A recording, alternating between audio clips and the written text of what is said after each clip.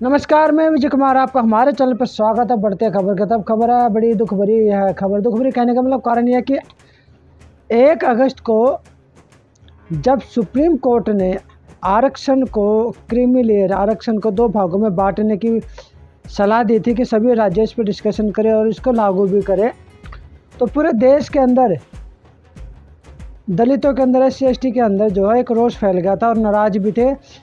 तो 21 अगस्त को भी प्रोटेस्ट हुआ था देश भर के अंदर, भारत बंद हुआ था।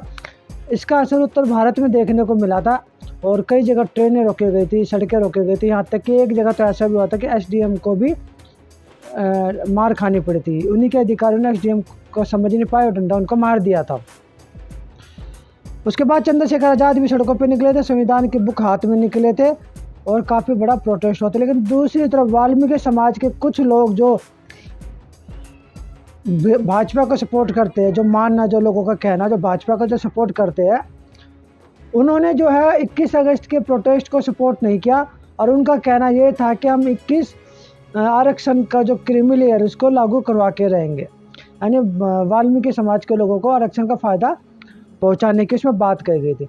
लेकिन आरक्षण का फ़ायदा तकरीबन सभी को पहुंचता है। SC/ST के जब भी फॉर्म निकलते हैं तो उसमें SC/ST की वैकेंसी निकलती है, उसमें ये नहीं लिखा जाता फलाने समाज की वैकेंसी, SC की वैकेंसी आता है। SC का सर्टिफिकेट जिसके पास होता या ST का सर्टिफिकेट जिसके पास होता वो अप्लाई कर सकता।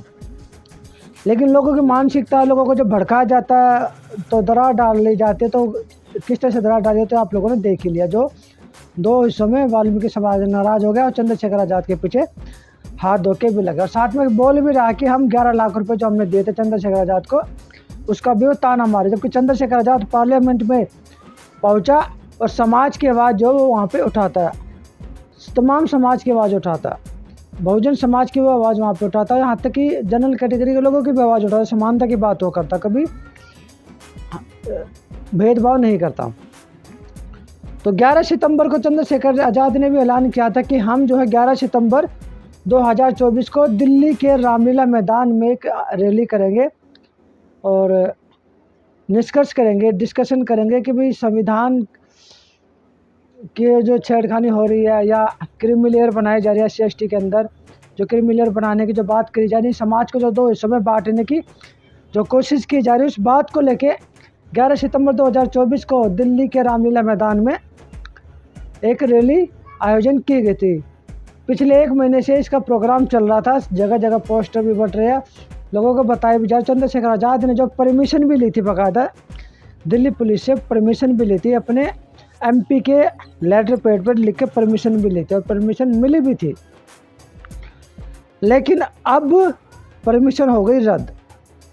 तो भीम आर्मी के जो सतपाल तंवर, उन्होंने भी एक ट्वीट किया और मैसेज भी दिया कि अत्यंत दुखद सूचना, मोदी सरकार ने आरक्षण को बचाने के लिए 11 सितंबर 2024 को रामलीला मैदान दिल्ली में होने वाली आरक्षण बचाओ महारैली की अनुमति को रद्द कर दिया। हम नहीं झुकेंगे, आंदोलन जारी रहेगा। क्रांतिकारी जय भीम, जय वाल्मीकि, जय जोहार, जय साथियों। देखते ही शेयर को यह सूचना तत्काल देश भर के कोने कोने से दिल्ली आने वाले भीम सेना के 28 लाख से ज़्यादा भीम सैनिकों तक सेकंड भर में पहुँचनी चाहिए। ये नवाब सतपाल तंवर ने लिखा है।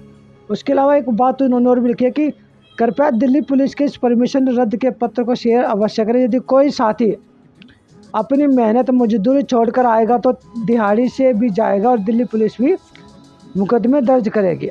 11 सितंबर दिल्ली चलो नहीं, मेरे प्रिय छोटे भाई ने भी प्रयास किया था, लेकिन मेरे बाद अब मेरे प्रिय छोटे भाई की परमिशन भी मोदी सरकार ने रद्द कर दी है।